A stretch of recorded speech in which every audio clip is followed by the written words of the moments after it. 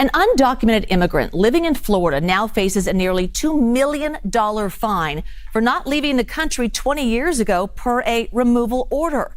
CBS News correspondent Nydia Cavazos reports on the immigration law enforcing her fine and how the mother of three is responding. The Florida undocumented immigrant who is now facing a $1.8 million fine was initially issued the removal order back in 2005. And so this almost $2 million fine actually reflects a daily $500 civil fine for every single day that she refused to comply with this removal order and failed to self-deport. Now, this is actually a regulation under the Immigration and Nationality Act that actually stems back from 1952, but it's historically been an immigration law that has rarely been enforced. But now, under the Trump administration, back in February, the Department of Homeland Security announced that they would be enforcing immigration laws. They wouldn't necessarily be, quote, cherry picking which ones to enforce.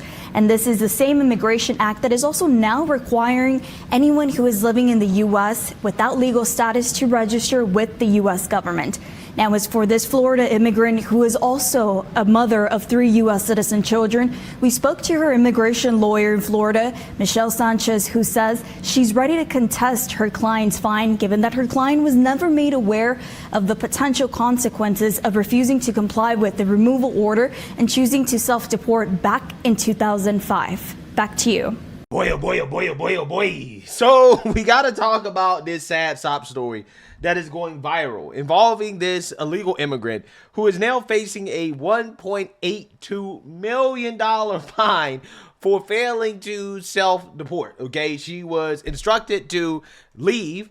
She had a removal order about 20 years ago, and she chose not to leave, right? She chose to stay, and now the Trump administration is saying, we're actually going to enforce immigration law, right? I know, right? A very, very, very strange and controversial subject in 2025, right? Unfortunately for this country, okay? Enforcing immigration laws has people shocked and concerned, right? And that's essentially what is happening here in this video. And I want to talk about it because, to be honest with you, hey, I think it's about damn time, right? It's about time. And this is not a foreign concept, okay? This is a concept that's been around for a long time, okay? Finding these illegals for coming over to this country and failing to leave. So without further ado, let's go ahead and get into this. Right now, at 6, an undocumented woman living here in South Florida is being told that she has to pay nearly $2 million for failing to leave the country. Good evening, I'm Elliot Rodriguez. And I'm Lauren Pastrana. The mother of three was given 30 days to pay. CBS News Miami's Yvonne Taylor joins us live from Northwest Miami-Dade with the exclusive. Yvonne? Yes, Elliot and Lauren, and this mother of three teenagers has told me that she chose to share her story and show her face because she wants people to know that she's not a criminal. Now, her attorney shared the story with CBS News because she wants the whole country to know why she's mother has been fined $500 a day for overstaying in the U.S. since 2005. And that's not all. We just talked to her a few minutes ago, and this is what this mom told us. Ever since that day, I live with anxiety. I can't sleep. I don't feel well. This woman, who we will call Maria, says she did not want to use her real name, concerned she could be targeted. But she does want people to know her story. She told us, I don't want to go back. She's the mother of three children who are American citizens. She asked us not to show them. Maria arrived from Honduras in February of 2005. 2 months later, she had an order to leave the country after not appearing at a hearing, but she never left. I asked her why she did not go to the hearing. I told the immigration officer I don't have any family in this country or a specific place to stay. She told me she entered the U.S. through California. I never received any document, and they did not know where I was going to be. This month, she received this letter at her house in South Florida. She has been fined for more than $1.82 million. It says that the government could fine an individual, an undocumented individual, daily $500. Michelle. Yeah, so here's the thing, right?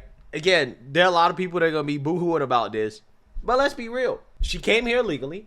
She skipped her court hearing, okay? So again, if she was coming here on an asylum claim or whatever, right? If she truly was escaping persecution, which is what these people say, but we know they're lying, because most of them are not coming over here because they're being politically persecuted. They're coming over here for economic opportunity, right? They want to come over here and get jobs, and they just want to live over here, right? That is why a vast majority of these illegals are coming to the border, right? They're not really seeking asylum, okay? Because again, if she was, then I don't understand, why don't you show up to your court hearing, right? So she's not a real asylum seeker. She came to the country illegally.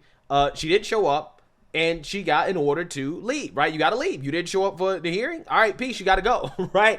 And she chose not to. She chose to stay anyways. And because she chose to stay, according to the law, right, she faces a fine for defying the order, right, for staying. And she has stayed in this country for 20 years, and she got fined $500 a day for continuing to stay. And you know the saddest part about it? She been here for 20 years and she ain't learned a lick of English, right? She doesn't know any English. Which again, it tells you everything you need to know about how this immigration problem has got out of control. I try to tell you guys, and I tell you guys this all the time. You know, there are parts of this country where you need to know Spanish in order to get by, right? You need to know Spanish to get a job, okay? English don't help you that much. And that's a shame. We shouldn't live in a country where there are large swaths where basically English is the second language. These people, the fact they can come over here and survive just knowing Spanish only, to me, I think that's mind-boggling, right? That's sad. That's bad in of itself, okay? Parts of this country have basically become Latin America. So, you know, it's just funny to me because she had all the opportunity in the world to, you know, leave, right, to avoid this outcome, but she chose to stay, and then she has to face the consequences because the Trump administration is not playing around with these illegal immigrants. We are enforcing the laws on the books, period. Sanchez is Maria's attorney. She showed us the document Maria received. They're supposed to say on the date that she was advised, and this is blank because they never advised her of the penalties. Okay. So that's going to be my argument. The 1952 Act has historically rarely been enforced, but in February, the Trump administration announced it will penalize people living in the U.S. illegally under that act. What she has is an order of removal in her absence. Is that still accumulating even today? Yes. It's So that figure is increasing. It could increase. For me, that is absolutely nuts. Sanchez found I mean, it's the law. And see, that's the problem. You heard the news. Well, it's rarely enforced. What you mean it's rarely enforced? It's a law in the books. What is the point of the law being there if we're not going to enforce the law? Right? Again, that's what blows my mind here. These are laws on the books. And we've gotten to the point with illegal immigration where we just say, well, you know, we want to enforce some laws, but we're not going to enforce others. So again, what's the point of the law being on the books? If we're not going to enforce it, then take it off the books. But if it's on the books, then it needs to be enforced. Period. the motion to reopen her client's case last year under a policy of the Biden administration, giving ICE attorneys the discretion to reopen cases and lift removal orders. Have you ever been arrested? Nunca. When I asked her if she would voluntarily return to her home country, Me dolería tanto dejar mis hijos. it would be extremely painful to be separated from my children. This is their country. This is all they know. Please have mercy. I want to stay with them. Well, I mean, hey, they got the option to go too. You know, I'm just saying. They can go too. We're not separating families anymore, right? We're not doing that. The left said that we can't separate families. So, cool. Okay, on your deportation flight, right, you and your kids can go right with you, right? And that's just what it is at this point. So the attorney Michelle Sanchez says that she will appeal the case of her client and she is willing to fight for it. Now, CBS News and CBS News Miami reach out to ICE for comments or response regarding this. I was told by the person who speaks on behalf of ICE South Florida that they need more time to send in a response. We're live in Northwest Miami-Dade. Ivan Taylor, CBS News, Miami. Wow.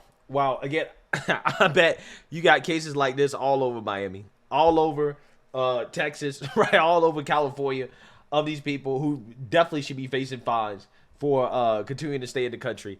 But hey, if you're upset about this, I'm just saying, I'm not the only person who, you know, says that, hey, this is what should happen, right? If you break the law. I mean, even Hillary, Democrats, back when they were saying on this issue, they weren't saying things that were all that much different than what the Trump administration is doing now about how we should handle these illegals. Take a look.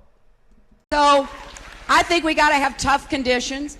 Tell people to come out of the shadows. If they've committed a crime, deport them. No questions asked. They're gone. If they've been working and are law-abiding, we should say, here are the conditions for you staying. You have to pay a stiff fine because you came here illegally.